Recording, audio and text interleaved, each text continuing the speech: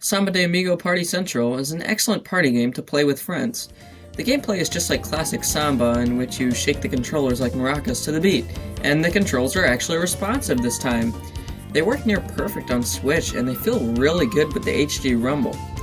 The style, however, just feels a bit bland for this series. The song selection could also be much better in my opinion. This game opts for more EDM, Latino, and dance in terms of music, and I was really disappointed when I found out that Samba de Janeiro, nor any of the Tito Puente songs were included. Besides, all of my favorite songs in this game had already appeared previously. I'm not sure if it's original, but the menu theme and any other original songs are just absolute bangers, and they're actually some of my favorite songs in the whole game, and they really could have done well as actual playable songs.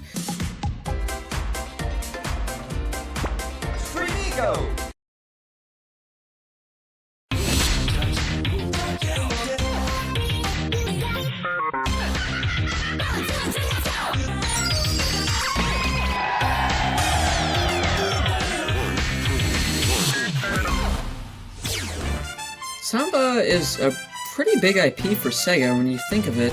When you step back and look at it all, I mean, you kind of notice, Sega views Samba as a bigger property than Knights, and, Knights carried the Saturn, so the fact that Sega cares more about Samba than they do Knights, that's just, it's crazy to me.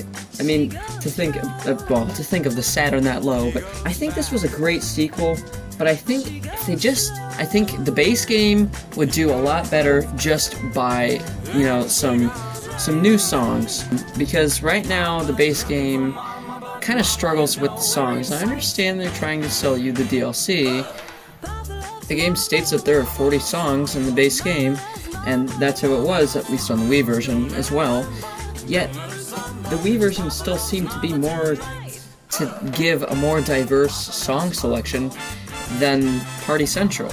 Yet, they're advertising the same amount of songs. And I understand that it's also just kind of a time thing. Music has definitely evolved, but I understand this isn't just another remake. This is a second game. It's not like they're remaking Samba de Amigo again. This is a sequel, so it's gonna be different. They don't even have to be included in the base game, but if they were, well, that'd be amazing. But if not, at least just include them as DLC. I also wish there was a way to randomly pick songs, though, because I don't really know most of these songs. Like I had mentioned earlier, I'm not really familiar with these genres. It's kind of hard to judge them based on just these quick 10-second audio clips. However, World Tour is random, so honestly that's kind of where I spent most of my time in single player, and the online usually works pretty good. My only issue was one time when it said full house, and I just stopped, so I closed the game. And rooms usually take a while to fill up at first. Either that or they could fill up really, really quickly. Not to mention, the planets look like they're from Space Ghost Coast to Coast. I found it kind of weird how you hold the controllers kind of arm style as opposed to just holding them normally, which I guess it kind of makes sense because you can kind of hold them down, you can kind of point them down a little better, holding them that way. But either way, it's still very obvious that we should have had some sort of maraca accessory. I've actually thought about making my own, or just duct taping my Joy-Con to some maracas. Everything just works so much smoother on Joy-Con. I actually used to be afraid of those diagonal rhythm balls because the controller sometimes wouldn't recognize my shake, but all this was fixed with the Joy-Con. And I'm really not sure how the difficulty system works for World Tour mode. My first time I got last, and my second time I got second. The Wii was generally a lot darker and muddier looking console that just didn't look all too great.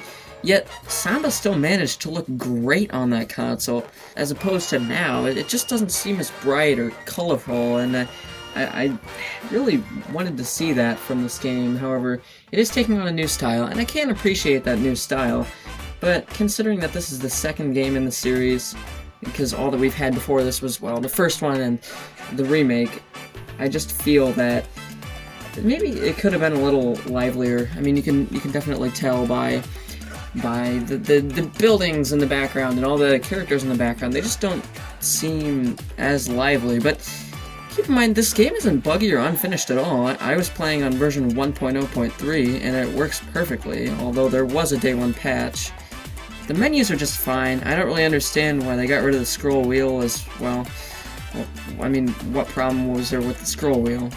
I will admit, Streamigo is pretty intuitive.